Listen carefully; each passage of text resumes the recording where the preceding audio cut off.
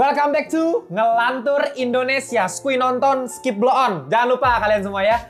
Kembali lagi di segmen nyari ngelantur rekomendasi.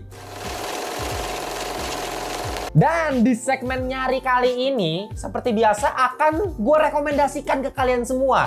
Kalian lagi butuh film apa? Atau biasanya tuh kalau di nyari-nyari yang biasanya juga ada, misalnya nyari Joker, nyari-nyari karakter, top anti-hero. Itu gunanya buat apa? Untuk mengintroduce kalian terhadap series atau film yang gue kasih tau kalian gitu. Jadi kalian bisa, aduh lagi bosen nih pengen nonton Netflix tapi nggak tahu mau nonton apa. Nah, tonton di nyari dulu biar kalian bisa nonton nih Netflixnya apa gitu. Nah, kali ini khusus judul untuk video kali ini itu temanya adalah mengenai biopik. Oh, ini ya, biopik. Jadi buat kalian belum tahu biopik itu apa, Bang? Biopik itu adalah biographical pictures. Nah, ya, belum tahu, Bang, biographical pictures itu apa? Aduh, bahasa Inggris dulu, Bos. Ya, sekolah dulu yang bener.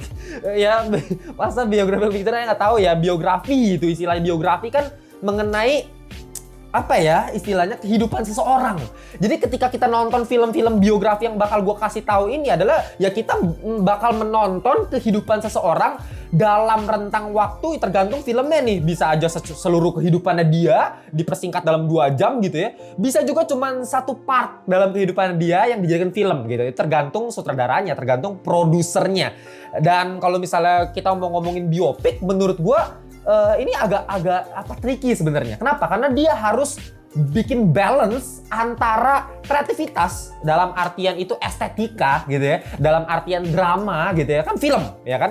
Tapi harus balance dengan apa? Fakta, dengan realita. Jadi antara realita dan visual itu harus balance gitu. Kadang-kadang kita mau mikir, kita bikinnya harus realistis mungkin. Kayak misalnya lu bayangin film apa terakhir misalnya biopik. Misalnya nanti Napoleon kan ya. Nah, Napoleon berarti biopik juga nih. Nah, kita misalnya nonton nanti biopiknya Napoleon. Kita lihat gimana caranya bisa bikin Napoleon ini kita bring back, nonton lagi kayak seolah-olah kita masuk ke zamannya dulu. Zaman Prancis dulu tuh Napoleon. Nah, berarti harus realistis banget kan. Tapi kalau misalnya dibikin terlalu realistis, kadang-kadang tuh kita boring nontonnya. Bener kan? Karena harus ada drama, dan drama itu kadang-kadang memang harus diciptakan, diimajinasikan. Nah, jadi ya top 5 yang bakal gue kasih list ini adalah ya menurut gue harus ngebalance antara dua hal itu, realita sama secara filmnya. Kita langsung masuk aja, nggak usah lama-lama lagi ya. Kita masuk di top 5 Ip Man, bukan IP Man, bukan. Ini dari zaman kita masih bocil tuh, gue inget banget ya. Gue pas dulu ke Gramedia, gue inget banget karena memang lagi viral-viralnya film Ip Man ini, dan gue suka banget sama Wing Chun gitu ya. Makanya kalian sebanyak gue di intro kan, karena gue emang pelatih Wing Chun bahkan gitu ya. Jangan remehkan gue lah kalian. Ntar gue tinju Wing Chun mampus loh. Ya cuman dulu gue pas suka-suka sama Ip Man tuh, gue pernah nanya di Gramedia, Mbak ada film Ip Man nggak? Ah, Ip Man apa? Terus oh, maksud kamu IP Man? Hah? Kenapa jadi IP Man? Ya cuman ya sebenarnya bacanya Ip Man ya. Dan ini film Ip Man tuh keluar tahun 2008. Pasti banyak yang kalian juga yang ngomong ke gua, Bang, ini mah terlalu mainstream, masa film biopik top 5 masa masukin Ip Man? Ya, gue setuju kalau mau ngomongin mainstream, ngomongin ini film entertainment. Iyalah, bisa gue bilang film Ip Man tuh bukan film apa ya, bukan film festival gitu. Bukan film-film yang seni banget. Ini film entertainment dan semua orang sangat-sangat bisa menikmati film ini gitu. Gue jarang yang nanya orang tuh kalau misalnya orang bilang, gue gak suka Ip Man, jarang banget deh kayaknya gitu. Karena Ip Man tuh dari segi apapun menurut gue cakep aja. Ini kan menceritakan seseorang bernama Ip Man yang dia itu diceritakan sebagai ya orang yang ya kaya gitu ya. Dia punya anak gitu, punya istri dan rumahnya mewah. Kalian bisa lihat kan di situ kan di awal-awal di film Ip Man pertama tuh. Tapi karena memang terjadi perang ya di tahun 1930-an, seingat gue itu memang ada terjadi peperangan antara Cina dan Jepang. Nah, itu. Ya kan ada terjadi peperangan tersebut ya membuat terjadi krisis besar-besaran di Fosan, yaitu kotanya Ip Man. Dan Ip Man langsung turun kasta jadi orang miskin, Pak. Ya, dari rumah kaya, jadi miskin banget, teman-temannya semuanya, jadi kacau karena ada perseteruan nih antara Cina sama Jepang. Dan ini menceritakan gimana cara dia survive atas itu semua. Dan kenapa bisa gue taruh di peringkat 5? Karena actionnya udah pasti, bos. Gila-gilaan, bos. Ini menurut gue balance bukan dari sisi action tegang doang, tapi kita ngomongin ada beberapa komedi yang menurut gue fresh banget dimasukin gitu. Gue inget banget ada satu adegan, lu inget gak Mel? Yang adegan si Ip Man ini lagi berantem sama seorang yang nantangin dia. Nah, itu di rumah yang masih rumahnya yang masih barang-barang mewah itu kan. Nah, dia berantemnya pakai apa tau gak? pakai ini apa sih kemoceng ya? Ya kan kemoceng tapi dibalik. Oh, pak gitu kan. Dia sakit banget ya. Nah itu gue inget banget dan itu lucu gitu. Gue ketawa, bahkan ada diselipin satu adegan kayak mereka lagi berantem kan barangnya dipecahin kan. Abis itu dia bilang gue ganti. Ingat gak sih? Ya kan dipecahin. Gue ganti. Tapi ada satu masuk kayak anak ya naik sepeda ngek pakai lagu itu. Itu apa ya?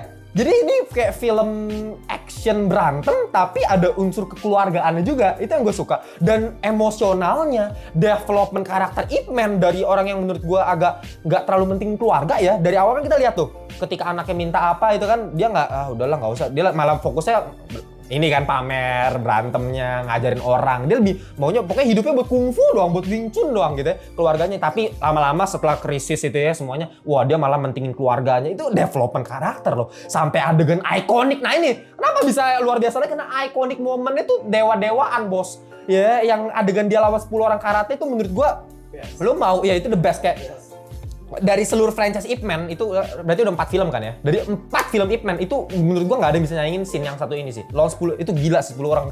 Kayak itu secara kita secara apa ya? Secara kita bener-bener lega juga kan nontonnya kan, karena kayak lu mampus loh ya. Belum tahu kan Ip Man, kita pasti ngerasa seperti itu dengan kekuatan Ip Man yang bener-bener OP banget, dipatah-patahin kaki dari segi shotnya, long take, one take-nya ketika dia harus hadapin yang ada 4 orang cuk semuanya. Gila itu ya. Sinematografi dia lihat Jenderal Miura di atas, terus fasenya naik lagi ke yang terakhir dia fighting battle 1 lawan 1 lawan Jenderal Miuranya. Ya meskipun kalau mau ngomongin final battle gue masih prefer Ip Man 2 sih. Ip Man 2 lawan tinju kalau gue lebih prefer itu sih dibanding lawan Jenderal Miura ya, terlalu cupu kayak lawan Ip Man dia. Soalnya ya secara keseluruhan ini film biopik yang menurut gue sangat-sangat mengecilkan bagian realitanya, karena gue yakin Ip Man kejadian tidak seperti ini. Terlalu banyak yang diputarbalikan demi apa? Drama. Nggak apa-apa, namanya film biopik bukan dokumenter. Kalau dokumenter lebih berbicara mengenai fakta ya kan, ya rekaman asli gitu kan. Ini kan film Ip Man, ya udah ya. Nah sebenarnya tuh kan film Ip Man tuh ada banyak ya, nggak cuma yang masalah franchise Donian doang. Sebenarnya ada banyak, lu tau gak sih? Ip Man tuh ada banyak versi lainnya. Nggak tahu kan, karena memang yang terkenal cuma Donian, versi Donian doang. Dan Donian gara-gara film ini Ip Man itu kan bener-bener wow gila, semua orang tahu Ip Man. Dulu kagak ada yang tahu Ip Man. Orang tahu Bruce Lee, padahal yang ngajarin Bruce Lee itu Ip Man gitu. Nggak ada yang tahu si Ip Man. Ya sejak film Donian baru terkenal. Dan sebenarnya ada satu film itu di tahun 2013 judulnya The Grandmasters. Ya ini diperankan oleh Ip Man-nya tuh sama Tony Leung. Kalau kalian inget Tony Leung, itu Tony Leung ini yang jadi Mandarin di film Shang-Chi. Jadi bapaknya si Shang-Chi ini jadi musuh utamanya, dan dia jadi sosok Ip Man di sini. Filmnya itu bener-bener sinematografi banget, gila menurut gua. Kayak lu harus lihat deh scene-scene-nya ketika hujan itu, slow motion-nya, macro shot itu bener-bener lebih main lah sinematografinya. Cuma yang jadi problem adalah ya secara cerita ya, plot cerita menurut gue menurut gue terlalu boring, flat banget. Memang sinematografinya keren, tapi ya secara sinematografi doang menurut gue yang bagus. Meskipun ya balik lagi tuh, itu secara film biopiknya itu diperhatikan banget. Kenapa? Karena bahkan sutradaranya bilang katanya dia sampai interview orang-orang jalanan di desa-desa Cina itu tuh. Jadi kalau sama perguruan-perguruan kungfu di situ ditanyain semua. Kalau misalnya ada orang jahat terus berantem tuh gimana gitu kondisinya. Sebenarnya tanyain di interview, diwawancara, di survei, dan jadi nanti pas pembuatan fightingnya itu bener-bener dibuat semirip otentik gitu. Ya itu. Tapi ya menurut gue terlalu boring ceritanya. Makanya di sini Ip Man sih jauh lebih ikonik, jauh lebih mantep lah secara cerita ya. Kita masuk lagi ke top 4. Gua taruh The Wolf of Wall Street. Nah, ini film keluaran tahun 2013. Disutradarai the one and only, one of the greatest director of all time, Martin Scorsese. Ya, gua harusnya kayak kalau misalnya mau ngomongin top 5 biopik harus masukin sih menurut gue ini film, karena ini film tuh menurut gue paling all rounded. Maksudnya secara fakta banyak yang dimasukin, secara sinematografi tidak usah dipertanyakan, secara scoring juga main banget, setiap scene bervariasi, secara acting no debat gitu. Gila lu, kombinasi antara aktor terbaik sepanjang masa, ya enggak sih, debatable, cuman one of lah ya. Si Leonardo DiCaprio sama cewek terseksi. Wih, ini. Dan adegannya mantap betul, bos. Iya, itu yang buat kita taruh di top 4. Margot Robbie ya. Gila sih Margot Robbie di sini sih kacau sih lu. Terlalu dibuka semua ini. Maksudnya dibuka semua tuh aibnya lah ya. Maksudnya secara ini juga dibuka semua.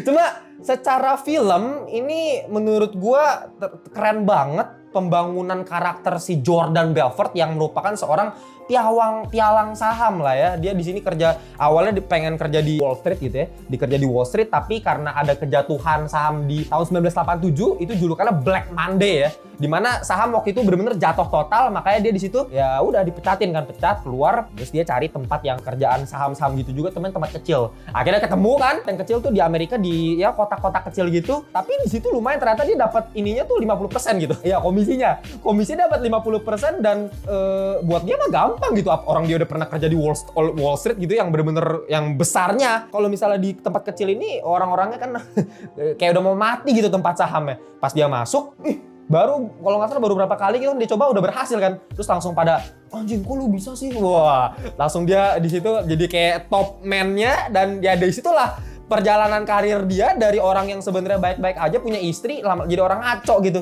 jadi orang brengsek, korupsi ya, narkoba, bahkan selingkuh juga sama si Margot Robbie. Dan kalau misalnya gue juga jadi dia, gue juga selingkuh juga. Canda enggak.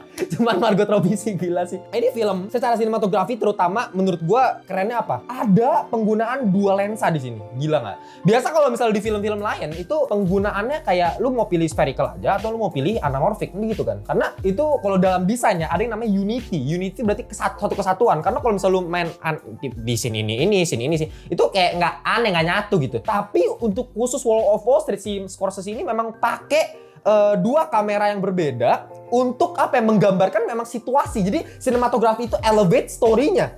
Kalau kalian perhatiin ketika Jordan di awal-awal pakai kamera spherical, karena ya kalau spherical itu kalau kalian tahu kan itu bokeh belakangnya tapi lebih crispy. Jadi kalau misalnya ada apa bola lampu itu kan yang bulat-bulat itu benar-benar bulat lampunya gitu ya di belakang gitu. Jadi crispy, lebih clear gitu, lebih clean, dan menunjukkan emang si Jordan orang clean gitu, orang bersih. Jadi kayak jelas aja. Tapi ketika dia memang mulai diinvestigasi, mulai dicari-cari nih kesalahannya gitu ya, mulai panik. Nah, itu kepanikan itu ya dari otak itu diperlihatkan lewat sinematografi dengan kamera anamorphic. Jadi ketika misalnya close up, ketika ini semua bokehnya itu ada distorsi di belakang, lampu yang misalnya dari bulat dilonjong gitu. Jadi lebih ada distorsi, kesannya lebih ada apa ya, ada halusinasi kesannya. Yang ini waduh udah mulai panik gitu si Jordan Belfort.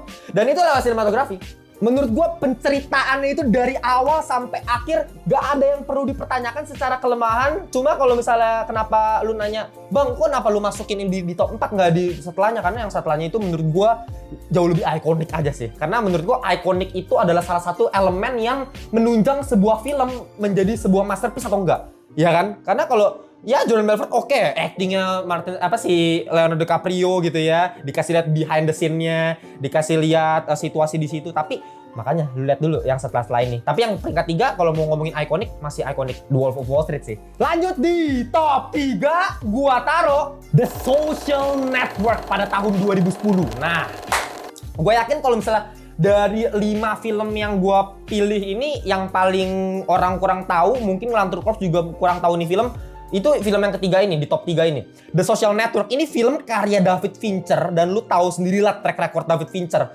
Kalau Martin Scorsese one of the best, ini bisa gue bilang juga one of the best dan punya ciri khas tersendiri. Lu lihat film-film kayak Fight Club, film kayak Seven, film-film kayak The Game, film-film ya itu film-film David Fincher yang kayak Gone Girl lah, punya kesan yang dark gitu loh. Dari sisi sinematografi, dari visual, tone color-nya emang gelap, tapi dari sisi penceritaan juga ada sisi gelap yang diceritakan oleh David Fincher.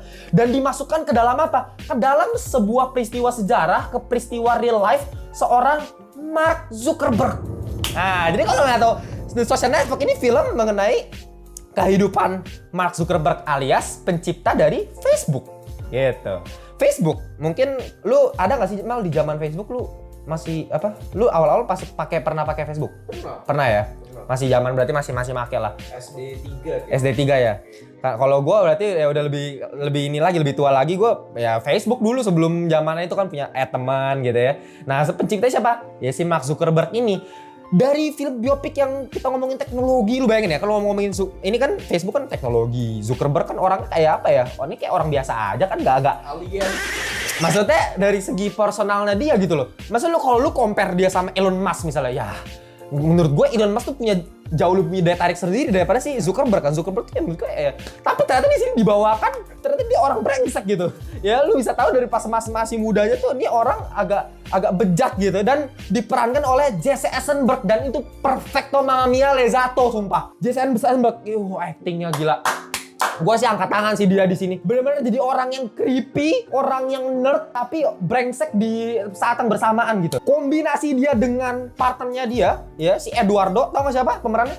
Andrew Garfield. Jadi kalau kalian tahu Andrew Garfield dari film Amazing Spider-Man, dia tuh lebih dulu terkenal di film ini, film Social Network. Seseorang yang kaya mau kasih invest ke si Jesse Eisenberg-nya nih, si Zuckerberg-nya, dia yang punya duit lah ceritanya, yang punya otaknya si Zuckerberg-nya gitu. Dan di sini dikasih lihat persahabatan mereka yang ya pasang surut intensitas cara dialognya. Nah ini ya, intensitas dialog ini yang menurut gua menjadi jempolan utama lah buat film ini. Menurut gua penggabungan antara David Fincher sama scriptwriter-nya itu si Aaron Sorkin. Ini legend banget. Siapa yang nggak tahu Aaron Sorkin? Ayolah, ini scriptwriter yang memang terkenal dengan penceritaan dialog yang cepet banget. Jadi bisa dibilang tuh snappy lah ya. Snappy, jadi cepet tak. Lu bahkan kalau lu inget di film opening scene-nya ini ya, The Social Network, lu cuma diperlihatkan ya mengenai si Zuckerberg nih, si Jesse Eisenberg sama ceweknya. Ya, namanya siapa tuh? Gue lupa tuh ya.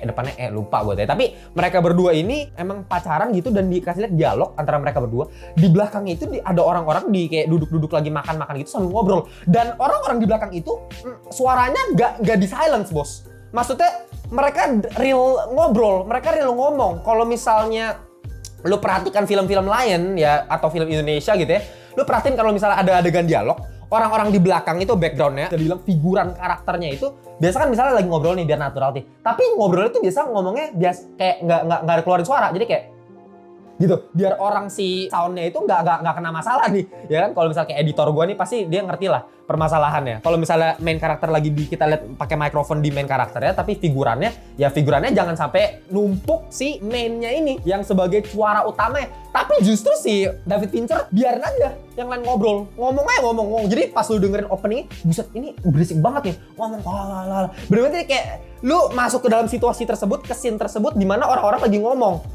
I think you asked me that because you think the final club that's Gitu. Dan mereka mainnya tetap mereka kejaga loh, vokal utamanya tetap kejaga. Nah, intensitas cepet ngomong pak. Apalagi Jesse Eisenberg tahu sendiri lah cara dia ngomong kayak gimana. Lu sebagai Lex Luthor di film Batman v Superman, soalnya Lex Luthor kan kalau di komik kan agak berwibawa dikit gitu. Di sini dibawakan Jesse Eisenberg jadi orang yang agak psycho gitu ya. Psikopat, manipulatif, maniak gitu ya. Agak aneh gitu. Memang Jesse Eisenberg kan di Now You See Me ya. Jadi situ kan juga emang kesannya dapat kan kesan agak psikopat gitu istilahnya. Dan konektivitas antara opening yang tadi sangat keren itu, one of the best opening in the world menurut gua dalam sepanjang sejarah perfilman, ke endingnya. Lu bayangin dari orang yang ketika dialog-dialog itu berhubung dengan dia diputusin sama pacarnya, ya karena dia sombong gitu ya, kesannya angkuh, seorang yang arogan, ngerasa pinter gitu ya. Tapi di akhir ketika Facebooknya udah jadi gitu kan ya, dia ketik cek, dia pengen add friend itu, si pacar lagi si mantannya itu. Ya di add nungguin, dikasih lihat scene dengan lagu itu keren banget sih. Jadi secara film whole package itu bener-bener indah, tapi menegangkan di satu sisi. Lu bener-bener kayak, lu nggak perlu kayak truk ke bom, superhero, laser, kayak lu cuman perlu lihat orang dialog tapi lu dapet ketegangannya. Jantung kita tetap ikut duduk. Itu The Social Network, keren banget. Plus scoringnya sih Trent Reznor ini yang kalau kalian cari itu judulnya itu Hand Covers Bruise ya. Itu pertama ada cing tapi dikasih piano deng. Itu kayak menggambarkan ketegangan plus loneliness-nya si Zuckerberg. Dia sebagai manusia tuh kayak brengsek tapi dia juga merasa kesepian di sepanjang film ini gitu ya. Kita lanjut lagi di top 2 film biopik terbaik. Gua taruh Bohemian Rhapsody. Gua nggak perlu banyak-banyak jelasin mengenai film yang satu ini, bahkan lu juga nonton pasti kan? Belum? Gue udah bilang kayak gitu, ternyata lu nonton. Gimana sih lu? Tapi ini film yang di tahun segitu tuh boomingnya gila-gilaan cuy. Ini menyaingi film-film memang kalau lu ngeliat tahun 2018 itu metanya lagi meta superhero kan. Ya metanya MCU lagi jaya-jayanya lah gitu di tahun segitu. Tapi ini film bisa tiba-tiba anjir gila banget semua. Gue tuh bukan penggemar Queen. Band ini gue kan dari dulu suka jazz ya. Gue suka Stevie Wonder, gue suka Marvin Gaye. Tapi kalau band kayak soft rock ini ya gue cuma asal tahu aja. Tapi pas gue nonton, gue sampai kayak ikut nyanyi di bioskop sampai gue pulang, gue juga tetap nyanyi gitu. Jadi kalau misal kita berkaca ngelihat top 5, top 4, top 3 tadi, kalau misal dari Ip Man menurut kita, gue lihat dari sisi visual, dari actionnya, kalau dari sisi social dialog tadi, dari sisi dialognya, dari film Wolf of Wall Street, dari sinematografinya, ini dari apa? Musik, soundtrack ini menurut gue gak ada obat sih. One of the greatest mau ngomongin. Queen, ayo lalu sepanjang film kalau nggak salah ada 22 film soundtrack band Queen yang ditampilkan di film ini. Yang bisa bikin lu tercengang dan sampai berbulan-bulan kemudian bakal lu play di Spotify lu terus gitu. Ini magical banget dan acting Rami Malek itu oh my god. Please Rami Malek lu emang layak banget sih. Dia menang Oscar kan? Di tahun itu tuh dia menang Oscar gara-gara film Bohemian dan layak banget. Dari sisi perhiasan, make up, gigi tonggosnya Freddie Mercury diperlihatkan ketika dia nyanyi di konser di Live Aid yang akhir itu gue lihat itu dia nyanyi bos. Itu Freddie Mercury itu bukan suara, itu kan nggak mungkin suaranya Rami Malek kan. Tapi itu lu bisa denger dia bukan dubbing. Itu bener-bener kayak Rami Malek yang nyanyi sampai dia track.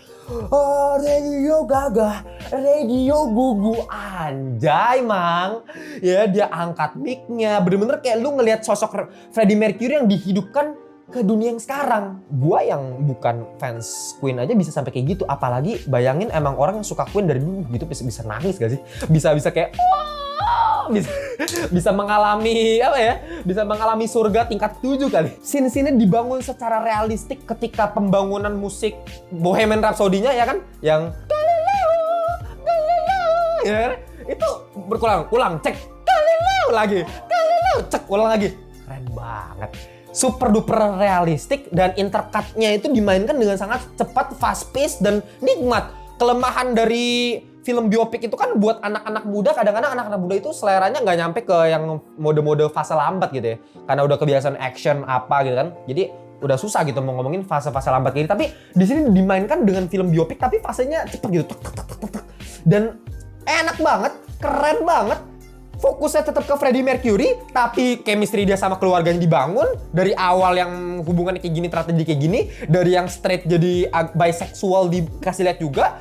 Tanpa SJW, ya, tanpa mau... Ini gue gak ngerasa LGBT. Memang si Freddie Mercury emang kayak gitu, dimasukkan kayak gini, ya gak apa-apa. Ada adegan kiss cowok sama cowok. Ya kenyataannya begitu, jadi kayak gue gak terganggu gitu. Meskipun ya gitu. Ya gue sebagai orang yang straight ya agak gimana gitu juga. Tapi bagus banget sebagai film biopik. Hubungan dia sama ceweknya gimana, complicatednya. Hubungan dia sama band-band temen-temennya Queen tuh sempat marahan, musuhan. Dia ngerasa sombong, ngerasa gua is the man of the Queen gitu kan. Gua yang punya vokal. Semuanya dibangun, ditambah soundtrack yang halo bicycle. Keren banget. Semuanya pas cerita ini, lagu ini, cerita ini, lagu ini, cerita ini, lagu ini. Ini film pengen mau dibuat dengan format film kayak gini di filmnya Whitney Houston ya. Itu film I Will Dance With Somebody. Cuman menurut gue masih jauh lah sama Queen itu is one of the greatest ya biopic menurut gue ya. Oke. Sebelum kita masuk ke top 1, kita masuk dulu ke honorable mentions. Ada banyak banget sebenarnya sumpah. Ini di top 5 tadi Ip Man aja sebenarnya gue tuh ada rancu tuh sama film-film ini yang gue aduh bingung nih mau taruh di top 5 siapa. Ya top 4, top 3, top 2, top 1-nya udah pakem. Top 5 tadi Ip Man aja. Cuman Ip Man tuh menurut gue emang secara action gila sih. Jadi ya gue taruh di top 5 sih ya. Honorable mentions gue masukin A Taxi Driver. Nah, ini film Korea ya. Satu-satunya film Korea gue masukin. Tapi keren banget sih, jujur. Lu nonton gak? Netflix ada, setahu gua, film yang menceritakan pas kerusuhan Gwangju ya di Korea, dan ada reporter yang pengen masuk ke situ buat rekam kejadian di situ karena kejadian di situ ditutupin pemerintah. Jadi di luar dunia tuh nggak tahu kerusuhan yang terjadi di situ. Ya kerusuhan, bener-bener orang dibunuh, ditembakin gitu ya. Tapi ditutup sama pemerintah. Makanya ada satu reporter yang pengen masuk, bawa kamera rekam buat sebarin keluar dunia biar orang tahu nih kerusuhannya gitu. Nah, cara dia masuk gimana? Lewat pakai taksi. Ya, pakai taksi, bener-bener pakai supir taksi. Nah, di sini diceritakan sih ya taksi drivernya. Dan ini ada cerita nyata, bener-bener cerita nyata, cerita asli yang bagus banget. Gue suka banget penggambarannya, karakterisasinya. fresh banget, terutama ini Korea dan ini unik banget. Coba kalian bisa tonton di Netflix. Dan selanjutnya yang bakal gue masukin itu adalah Catch Me If You Can, udah jelas. Film Steven Spielberg ya, masa gue nggak masukin ya. Ini Leonardo DiCaprio lagi sama Tom Hanks, gila dua kombinasiin dijadiin kejar apa ya, kucing tikus lah ya. Kucing tikus, yang satunya si Frank Abagnale, seorang penipu ulung, satunya FBI yang ditolol-tololin si Tom Hanks-nya gitu. Dan ya lu sepanjang film bakal lihat kucing tikus permainan otak yang family friendly, kekeluargaan, bisa ditonton pas liburan kapanpun, dimanapun, dan sama siapapun. Ini bener-bener asik banget. Dan seterusnya bakal gue masukin Schindler's List. Ya, ini film Steven Spielberg lagi ya. Dan ini film mengenai peristiwa Holocaust kalau kalian nggak tahu, di mana lu tahu kan? Holocaust ya, ini kalau kalian belajar sejarah masa nggak tahu Holocaust ya. Peristiwa pembantaian umat Yahudi oleh Hitler nih ya. Diceritakan dengan sangat dark, dengan visual yang hitam putih, tapi ada satu bocil yang dikasih warna merah sebagai emphasize. Ini kalian bisa tonton juga. Ada The Greatest Showman juga. Ini favorit gue sih bisa gue bilang ya. Keren banget sumpah Hugh Jackman. Keren kan? Dari segi kalau mau ngomongin mungkin yang bisa hampir menyamai Bohemian, hampir juga sih, maksudnya kayak di antara list-list ini kalau mau ngomongin soundtrack ya posisi keduanya ya pasti The Greatest Showman. Gila loh. Never Enough. Oh, indah banget. Luar biasa, keren banget. Lagu-lagu kayak Rewrite the Stars ya. Rewrite the Stars, Zac Efron sama itu bagus banget sih. A Million Dreams bagus banget sih sumpah. A Million Dreams, gila. Terus di sini kayak gini Hugh Jackman sih, kalau nggak salah nyanyi kayaknya Hugh Jackman deh. Kayaknya Hugh Jackman nyanyi dari sini. Suaranya juga, dan gue kaget dia bisa suara bagus gitu. Coba korek gue kalau misalnya gue salah ya. Tapi seingat gue sih Hugh Jackman sendiri nyanyi dan bagus banget. Dan balik lagi dari dulu gue pas masih bocil gue cuma tahu dia sebagai Wolverine gitu. Ternyata dia di Prestige dia keren banget, di sini dia keren banget. Dia aktornya ternyata versatile banget dan ya gue suka sih ngeliat si Hugh Jackman dengan film ala-ala kekeluargaan, visual effect yang magical, practical effect yang keren banget, production design yang luar biasa, kece abis, sirkus gitu. Lu beli sirkus ya gimana kita nggak mind blowing gitu nontonnya gitu ya. Dan ya masih banyak lagi kayak Amadeus, filmnya Mozart tuh, film 1984 kalau nggak salah itu film jadul Mozart, siapa yang nggak suka gitu. Malcolm X ya, Elvis ya, film-film yang masih baru ini, penyanyi juga. Ya itu film-film keren yang masih gue taruh di honorable mentions karena Ip Man menurut gue punya kesan tersendiri sih buat gue. Ini bener-bener bagus banget ya. Oke, kita langsung masuk lagi di top 1 film biopik terbaik sepanjang masa. Gue taruh ya siapa yang nggak tahu ini ya. Lu pada pasti udah tahu lah. Kalau ngelantur course masa nggak tahu ini pilihan gue, Oppenheimer ya. Ini gue nggak usah penjelasin kayak udah sering gue jelasin. Berkali-kali kan review gue udah pernah buat. Kemarin pas kita bikin debam sama Dito nih di video ini ya, mengenai film terbaik film terbaiknya Nolan, Oppenheimer nomor 1. Ya karena kenapa ini selalu nomor 1? Karena memang ini film terbaik menurut gua. Jadi ya pasti nomor 1 dimanapun genrenya, dimanapun aktornya gitu ya. Gua nggak perlu baik jelasin, cuman gua pengen kasih tahu aja ya Oppenheimer dari segala sisi filmnya yang cuman 3 jam cuman dialog gitu ya, cuman ngobrol-ngobrol. Tapi gua udah bisa bikin gua amazed nontonnya, nggak ada ngantuk 1 detik pun gua nonton film ini. Ya jelas-jelas film terbaik yang pernah ada sih. Menggambarkan seorang J. Robert Oppenheimer. Ini seorang ilmuwan yang ada di dunia nyata. Dan dia memang pencipta dari nuklir gitu ya. Sebelumnya itu memang dinamit udah pernah diciptakan gitu ya. Yang pemenang Oscar pertama tuh Nobel. Baru di sini ditingkatkan lagi secara ini ya. Dengan neutron-neutron itu digabungkan jadi satu rantai gitu ya. Sehingga ledakannya juga menjadi luar biasa gila, dipakai untuk meledakkan bom Hiroshima dan Nagasaki. Dan ini peristiwa di Perang Dunia Kedua melibatkan melibatkan Louis Strauss, melibatkan Einstein juga, melibatkan bahkan nama-nama orang-orang terkenal yang pernah ada di sepanjang sejarah umat manusia juga di mention di sini ya. Kemarin ada John F. Kennedy di mention kan? Iya, ada John F. Kennedy di mention gitu ya. Itu menambah kesan tersendiri buat kalian yang suka sejarah, baik pun yang gak tahu sejarah sama sekali. Gue yakin kalau memang lu pecinta film, lu bakal amazed banget nonton film Oppenheimer itu. Jadi ya itu aja sih sebenarnya, gue gak perlu ngomong baik-baik karena gue udah sering bahas Oppenheimer ya. Kalau kalian punya list yang berbeda sama gue, pasti beda lah, gak mungkin sama lah ya. Gak mungkin, kecuali lu nyontek punya gue. Kalian boleh tulis di kolom komentar, top 5 film biopik menurut kalian yang terbaik yang mana? Masih banyak banget, gila. Ya, mau John Nash itu Beautiful Mind, filmnya Stephen Hawking, filmnya, baik banget. Terlalu baik film keren dunia ini mengenai biopik. 127 hour tau gak sih lu? 127 hour, orang jatuh, tangannya nge-stuck di batu, lu nggak tahu? Selama 127 jam ke-stuck, terus dia harus potong tangannya sendiri. Aduh, itu film bagus tuh, film biopik, kalau bisa tonton juga tuh ya. Oke, jangan lupa follow Lantu di Instagram, di TikTok. Kalau kalian pengen cek baju-baju official merchandise, cek di sini tuh ya. Ini baju-bajunya gue gambar pakai tangan gue sendiri, bener-bener hand drawing dan sablonnya plastisol manual. Jadi lu mau bertahun-tahun juga nggak bakal ngelotok sablonnya. Cek di link yang gue taruh di bawah, tinggal dibeli aja di Tokopedia, tinggal dipesan, kita kirimkan ke rumah kalian langsung ya. Kalian pengen join grup WhatsApp di Ngelantur Corps, join lewat link yang di bawah biar ngobrol-ngobrol sama gue seputar perfilman, TV series, dan hal-hal pop culture lainnya. Kita jumpa di video berikutnya. Bye-bye semuanya.